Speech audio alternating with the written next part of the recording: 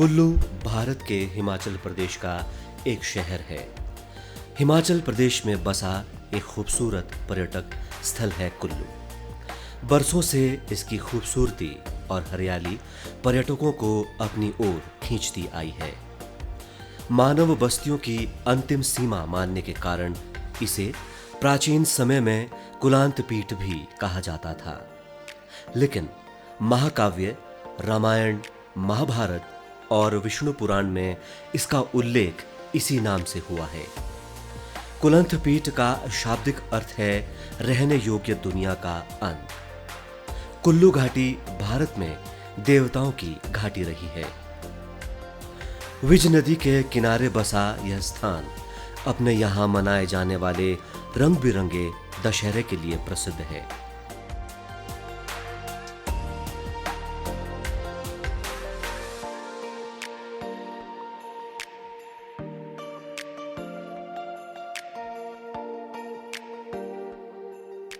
यहाँ 17वीं शताब्दी में निर्मित रघुनाथ जी का मंदिर है, जो हिंदुओं का प्रमुख तीर्थ स्थान भी है।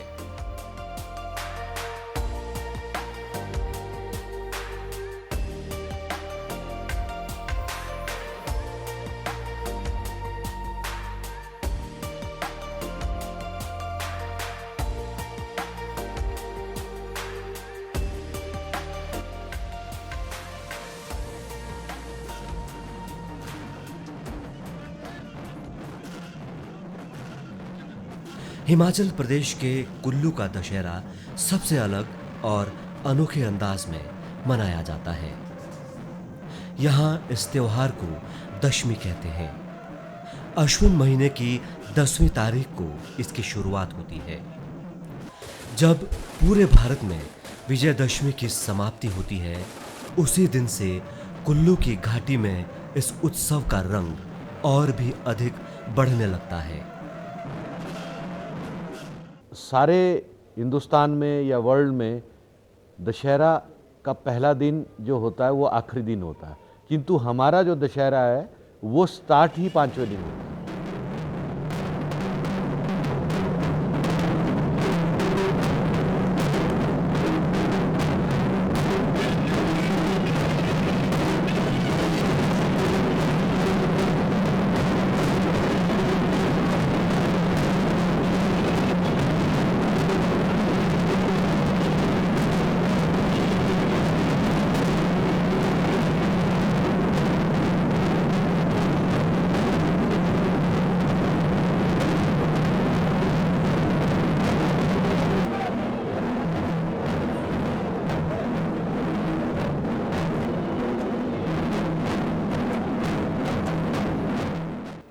कुल्लू में विजयदशमी के पर्व को मनाने की परंपरा राजा जगत सिंह के समय से मानी जाती है।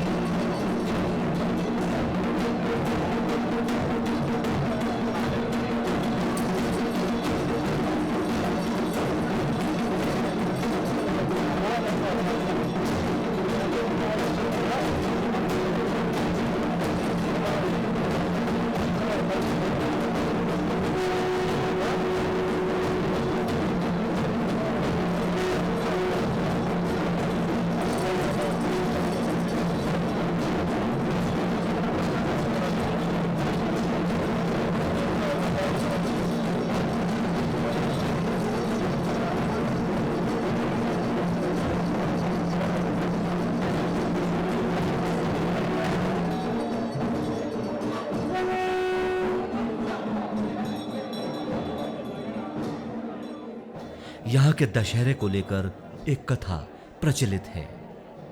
कहा जाता है कि एक साधु की सलाह पर राजा जगत सिंह ने कुल्लू में भगवान रघुनाथ जी की प्रतिमा की स्थापना की। उन्होंने अयोध्या से एक मूर्ति लाकर कुल्लू में रघुनाथ जी की स्थापना करवाई थी।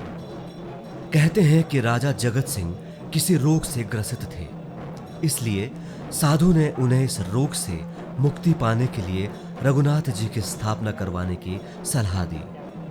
उस अयोध्या से लाई गई मूर्ति के कारण राजा धीरे धीरे स्वस्थ होने लगे और उन्होंने अपना संपूर्ण जीवन एवं राज्य भगवान रघुनाथ जी को समर्पित कर दिया। कुल्लू के दशहरे में राजा अश्विन महीने के पहले 15 दिनों में सभी देवी देवताओं को ढालपुर के मैदान में श्री रघुनाथ जी के सम्मान में यज्ञ करने का न्योता देते हैं। ढालपुर मैदान के लिए प्रस्थान करने के लिए देवी देवताओं के कारदार धूमधाम से यज्ञ के लिए तैयारियां शुरू कर देते हैं।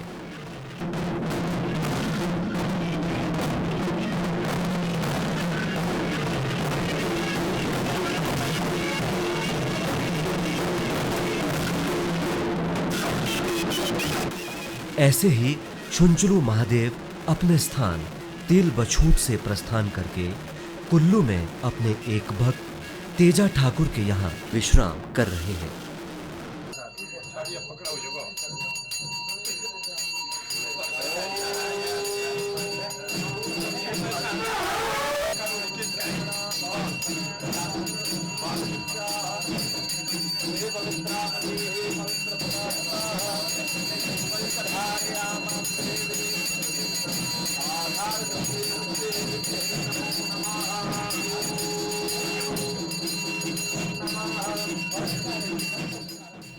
तेजा ठाकुर के यहाँ उत्सव का माहौल है।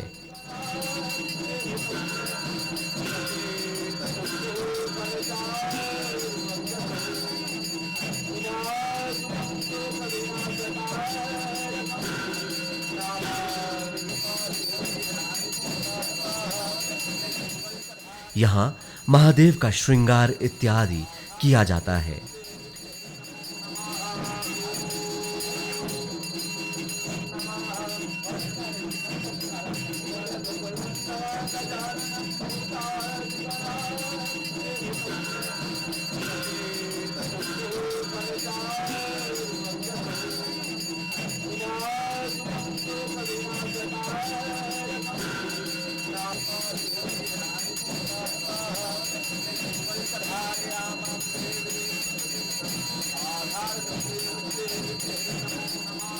इसके उपरांत पूरे मोहल्ले से लोग शुंचलू महादेव की पूजा के लिए एवं उनका आशीर्वाद लेने आते हैं।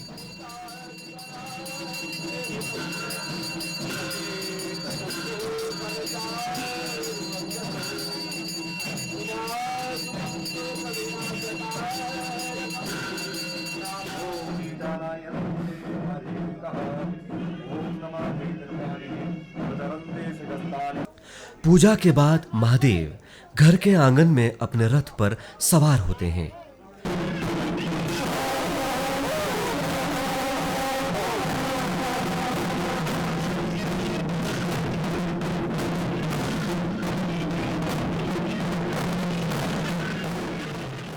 उनके रथ को सजाया जाता है और धूमधाम से रघुनाथ जी से मिलने ढालपुर के लिए चल पड़ते हैं।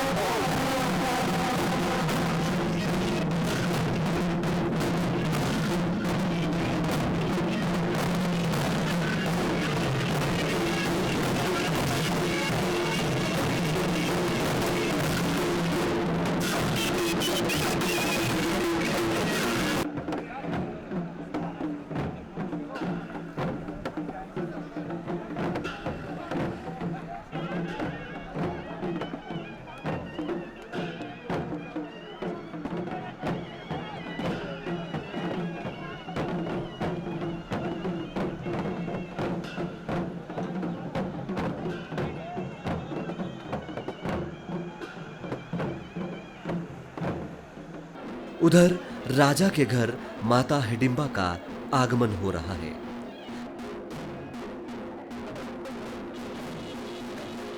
ऐसी परंपरा है कि माता हिडिंबा के आने पर राज परिवार के लोग छिप जाते हैं।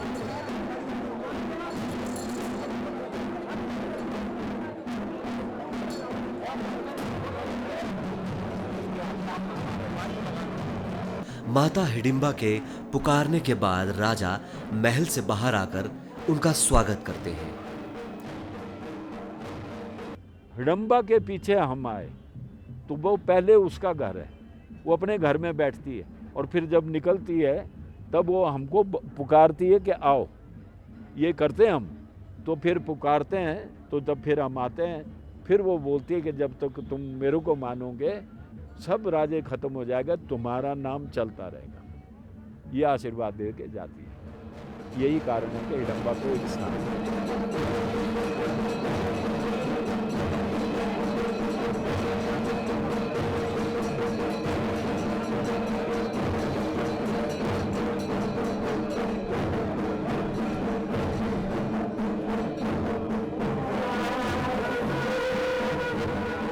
जब वो आ जाती है उसके बाद ही राजघराने की सारी पूजा विधि आरंभ होती है। वो जब आएंगी हम उनकी अगवानी नहीं करेंगे, उनका स्वागत नहीं करेंगे। वो आएंगी, रघुनाथ जी के मंदिर के बाहर आएंगी, उसके बाद यहाँ आके वो हमारे जो मेन बैठक है वहाँ पर विराजमान हो जाएंगी।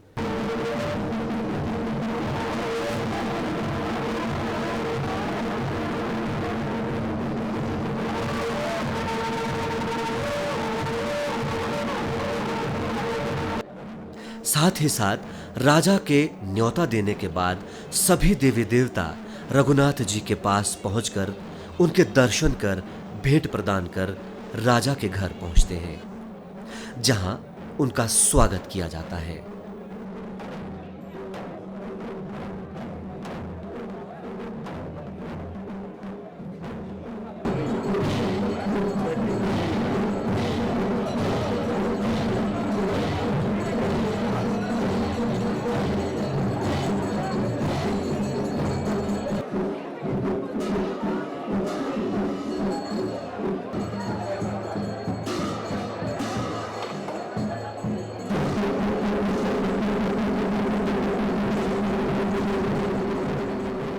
राजा रघुनाथ जी को लेने मंदिर जाते हैं और उसके बाद ढालपुर मैदान के लिए राजा रघुनाथ जी के रथ को लेकर धूमधाम से निकलते हैं।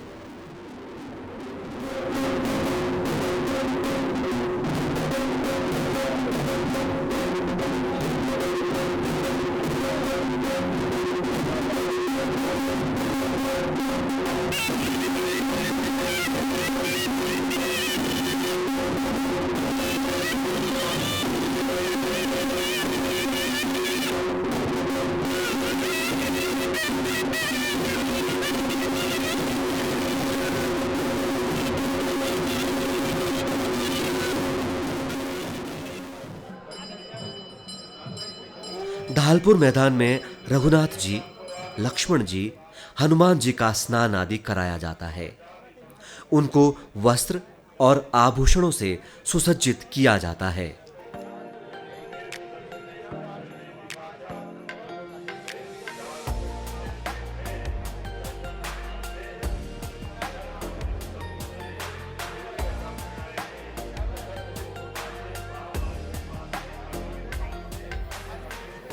पूरे ढालपुर मैदान में खुशी का माहौल छाया होता है।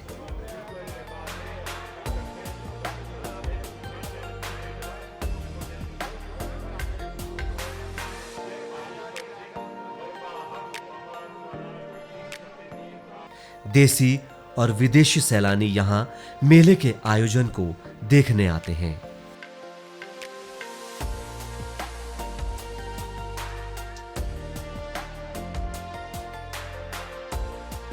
मेले में विभिन्न प्रकार के उत्सवों का आयोजन किया जाता है।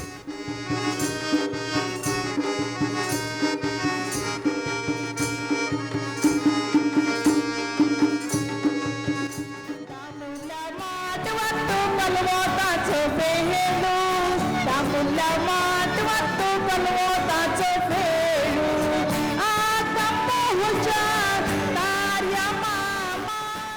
जिसमें कई देशों के कलाकार भाग लेते हैं। यह उत्सव 7 दिनों तक चलता है। मेले के आखिरी दिन के उत्सव को लंका दहन के रूप में मनाया जाता है। सबसे रोचक बात यह है कि यहाँ रावण, कुंभकर्ण और मेघनाथ के पुतले नहीं जलाए जाते हैं। साथ ही अन्य तरह की परंपराओं और पद्धतियों को पूरा किया जाता है। लंका दहन के उपरांत देवी देवता रघुनाथ जी से विदा लेते हैं और अपने अपने स्थान को लौट जाते हैं। और इस तरह 1 वर्ष के अंतराल के बाद शुरू हुए उत्सव का सुखद समापन होता है, ताकि अगले वर्ष और भी भव्य तरीके से तैयारियां की जा सके।